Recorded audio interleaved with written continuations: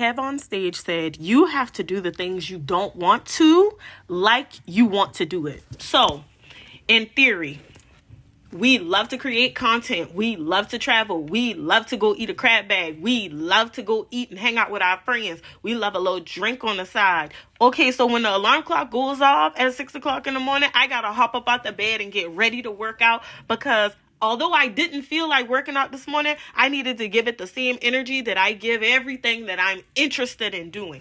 And sometimes it's less about the action of actually doing it, and it's much more about the perspective, the viewpoint, the mindset that is required in order for you to be successful. Now, today, it was simply just getting through my workout so that I could get through my morning routine, so that I could get to baby girl, get her ready for school, and get her out the door, all before I come back home, take a shower, have breakfast, sit down to this desk and start my work day. Now, of course, these things become repetitive. They become things that we have to do. We don't always enjoy the things that we have to do, but if you simply decide that you are going to do it like you want to do it versus doing it because you have to do it, then Kev on stage has a point.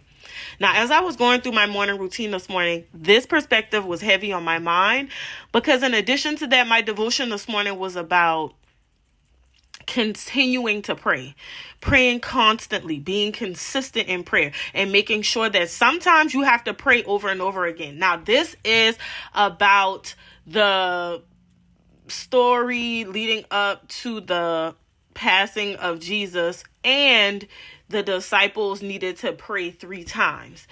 It is supposed to highlight the fact that sometimes you have to stay steadfast in prayer. Sometimes you have to stay focused on praying. Sometimes you have to pray consistently until you get to that level of peace that maybe you've defined or God's will define for you. Now, it doesn't always make sense. It doesn't always look good. It doesn't always feel good, but you're going to have to stay consistent. For me, I actually have started writing my prayers down. Why? So that I can go back and see how consistent I was about asking God for something, how consistent I was in doing what I said I was going to do, how consistent I might have been in the practices that I've been asking God for, in the discernment, how consistent have I been in listening to God's ear. In the same fashion, you are going to have to do it like you want to do it, even when you don't want to.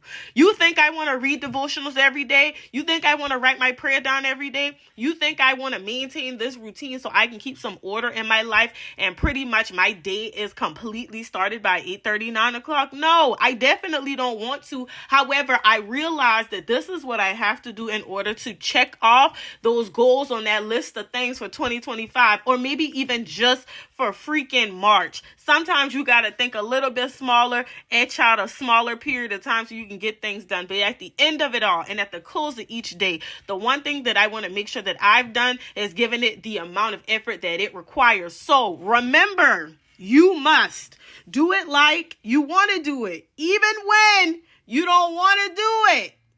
Okay? If you didn't hear nothing else that I heard today, just make sure you understand that you're going to have to push through those thoughts in your mind that tell you don't feel like it, that tell you don't have to do it, that tell you do it tomorrow. Do it right now.